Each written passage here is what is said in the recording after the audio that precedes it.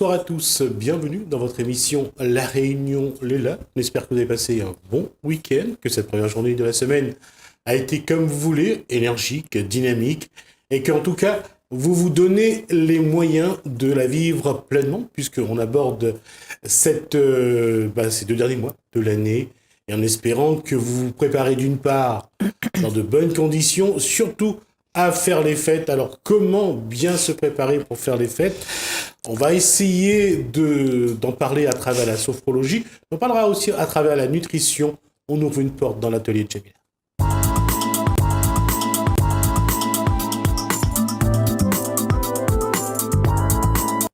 Jamila, bonsoir. Bonsoir Jismi. Alors, j'allais dire, on fait la fête partout. Quand Jamila était enfant, adolescente, ça se passait comment là où elle était ? Là où j'étais ? C'était où déjà ? À Dijon. J'ai grandi à Dijon, donc en Bourgogne. C'était la fête tout le temps, hein, mais vraiment tout le temps. Donc je me suis beaucoup calmée. Parce que c'est bien de faire la fête, mais après, il faut récupérer. Alors justement, il faut récupérer, mais surtout, comment bien amener la fête ? Parce que finalement, quand on regarde, il y a 2 mois, enfin, on va dire qu'il reste un peu moins de 2 mois, combien bien se préparer à ce que le corps puisse ingurgiter ce volume de nourriture, la tête, remplir la tête de fêtes, d'amusement, de liesse. Il y a une méthode pour le faire, ou il faut juste apprendre à faire ce qu'on fait généralement, c'est à bien respirer, à bien se poser et surtout à éviter les excès. Je pense qu'il y a un petit peu de tout, hein. Évidemment, on va pas attendre que les fêtes arrivent pour avoir une belle hygiène de vie. On va le faire toute l'année, d'avoir des habitudes de vie, de temps en temps, donc se faire des bons petits repas, légumes, fruits, des choses qui nous donnent des vitamines. Moi, je pense que là, en ce moment, il y a beaucoup de personnes fatiguées. Il y a une espèce de transition peut-être entre l'hiver, l'été, qui arrive, l'été austral, enfin l'été l'été indien. Alors en métropole, on passe de l'été à l'automne et à l'hiver. À La Réunion, on sort de l'hiver, on commence la transition avec l'été austral. Voilà, donc du coup, c'est vrai qu'il y a tout un cheminement qui se passe et les gens sont un peu fatigués, donc prendre un petit peu de vitamines, prendre vraiment des fruits, des légumes, et puis faire des petites cures aussi.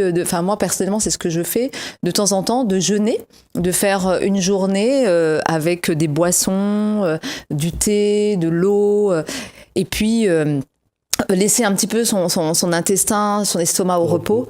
Et après, redonner un petit peu d'énergie avec un peu plus d'aliments et se préparer pour justement les fêtes, pour être mieux dans son corps, dans sa tête. Et évidemment, il y a la respiration, il y a la sophrologie.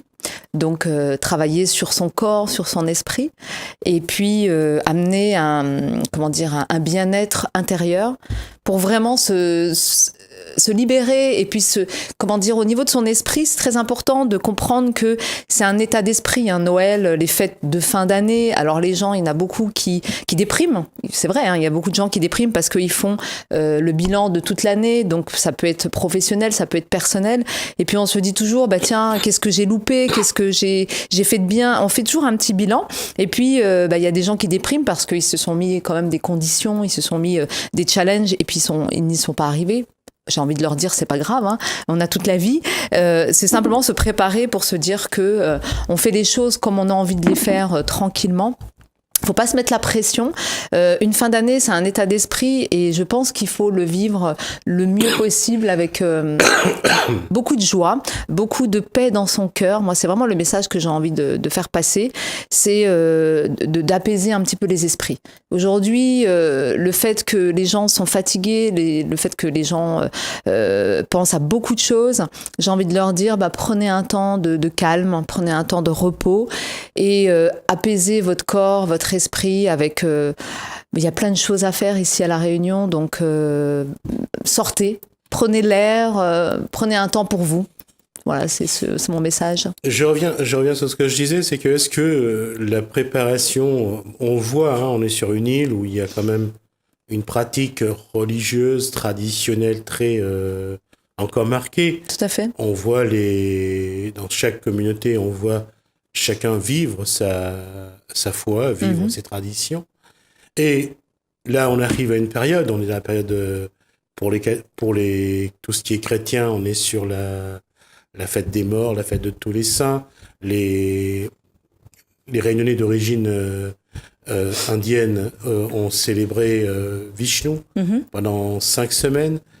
On voit que vraiment il y a, et les chrétiens, eux, vont commencer à préparer l'arrivée du divin enfant. Là, il y a un côté qui est très spirituel, d'une certaine façon, et de l'autre, il y a aussi ceux qui aiment bien la religion, surtout quand il y a la fête, parce que eux, la pratique, c'est pas leur truc. Mais préparer à bien manger, bien boire pendant toute cette période, c'est pas évident. C'est pas que c'est pas évident, c'est surtout se demander est-ce qu'il y a un moment aussi, il faut que l'être humain pense à son corps, parce que avec tout ce qu'on donne à manger à son corps, à un moment donné, ça serait bien que de faire un peu l'équilibre, parce que le corps n'est pas non plus une poubelle dans laquelle on jette tout ce qu'on trouve. Bien sûr, tout à fait. Écoute, moi j'estimais en tous les cas tout ce qui est religieux, enfin pour ma part, je suis pas religieuse du tout. J'ai la foi, bien évidemment, en notre Créateur à tous. Mais évidemment, dans les religions, donc on fête toute l'année. Bon, il y a des cultures qui se respectent, et on a tendance, même moi par rapport à mes origines, on a tendance des fois à jeûner et puis après, le soir, s'empiffrer, manger un petit peu de trop.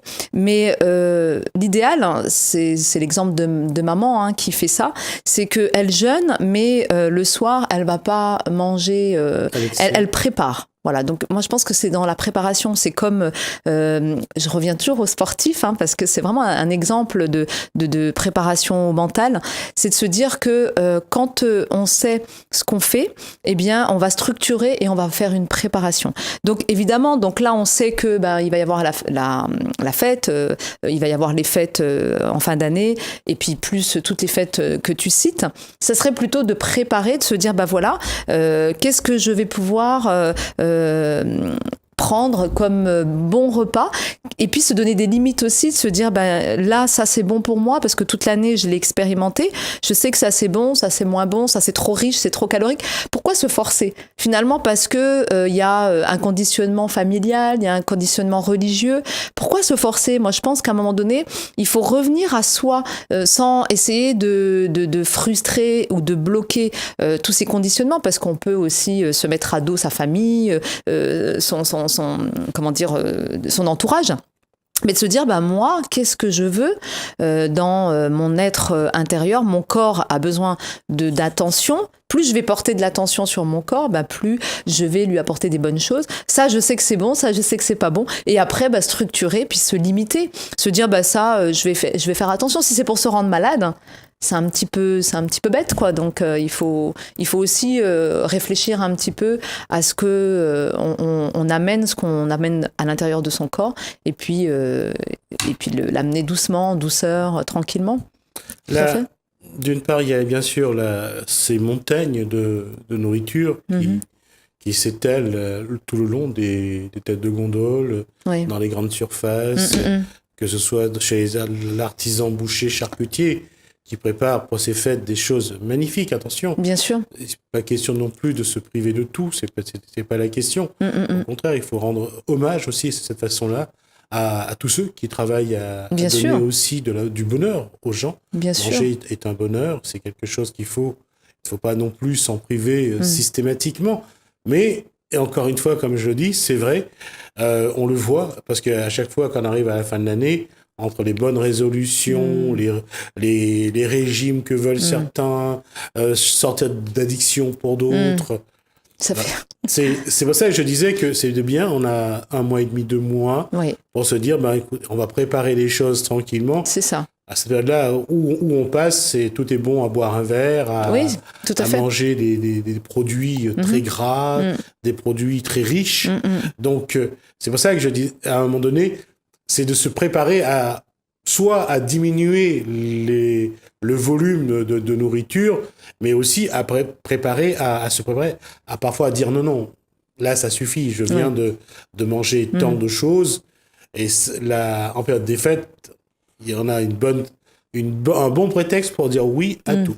Après, c'est comme je disais la dernière fois, même là, c'est par rapport à son expérience personnelle. Quand on sait que quelque chose nous rend malade, voilà, à un moment donné, on le stoppe. Enfin, on va pas non plus s'acharner pour. Enfin, moi personnellement, je pense que c'est quelque chose qui, à un moment donné, j'ai pris conscience. J'ai pris conscience que tel aliment à forte quantité. Si c'est léger, bon, ça va, ça passe. Bon, par exemple, cet été, j'ai mangé des moules et puis j'ai fait une intoxication. Je vous assure que là, j'ai plus du tout envie d'en manger. Donc ça m'a bloqué. Bon, c'est vrai que quand je me rends malade avec un aliment ou des aliments, je le stoppe ou autre chose. Je pars du principe que s'il y a quelque chose qui me fait pas du bien, je le stoppe. Bon, j'arrive à le stopper parce que je me rends malade avec cette chose-là.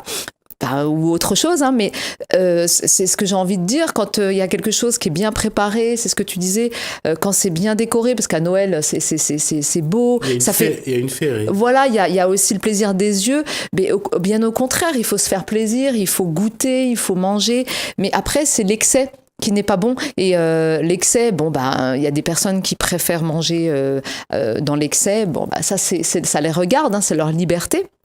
Mais je pars du principe que quand à un moment donné on a le déclic, on se dit tiens, ça la dernière fois ça m'a rendu malade.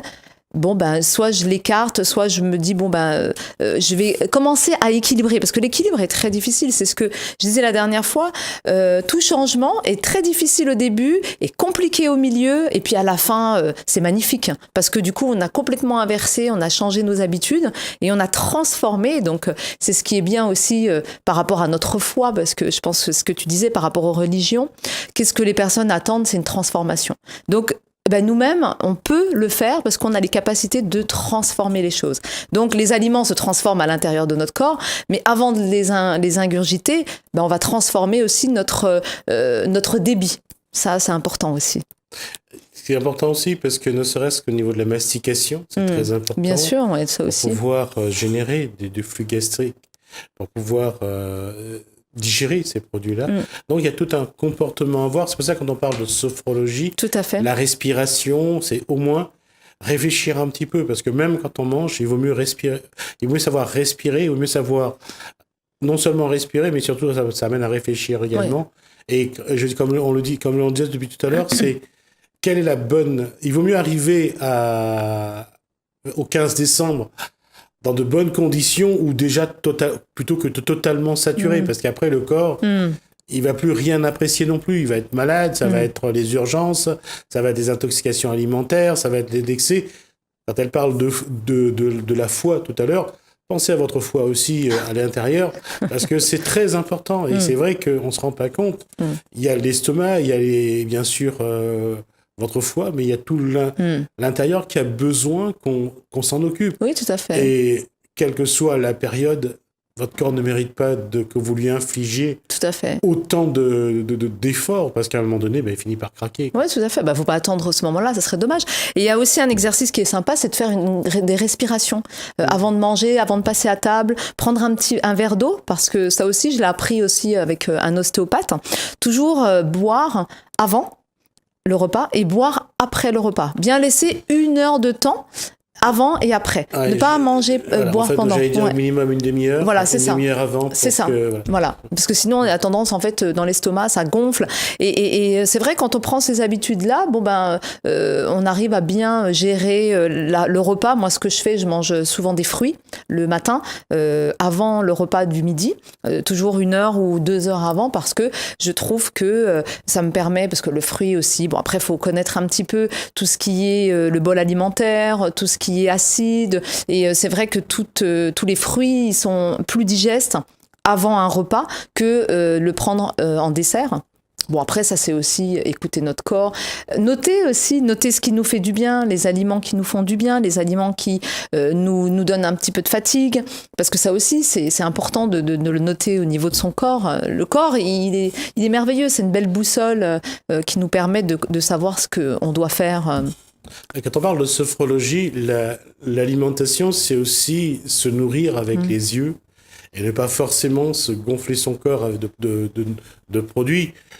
s'arrêter devant une belle vitrine de gâteaux ou de charcuterie, Bien sûr. c'est déjà un plaisir aussi. Hein, Bien sûr. bon, c'est vrai que c'est pas le même plaisir, mais la sophrologie doit vous permettre aussi de pouvoir avoir cette... de ralentir un cette peu les approche. pulsions, parce Ouais. qu'en fait, c'est beaucoup des pulsions aussi. Hein.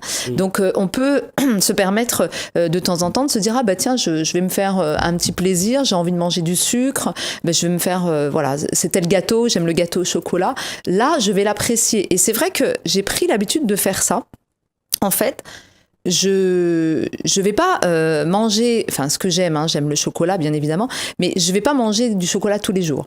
C'est-à-dire que le fait de m'abstenir, le fait de prendre un temps pour ne pas manger ce plaisir, eh bien je l'apprécie énormément le jour où je le mange, je le savoure. Donc en fait, c'est un petit peu, comment dire, c'est pas pour se priver, pour apprécier, mais quelque part oui, c'est vraiment de se dire, pourquoi le manger tous les jours ? Parce que finalement, je vais moins avoir cette sensation au niveau du goût, au niveau de l'aspect même. C'est de se dire, je vais m'offrir un bon, mais vraiment quelque chose de qualité.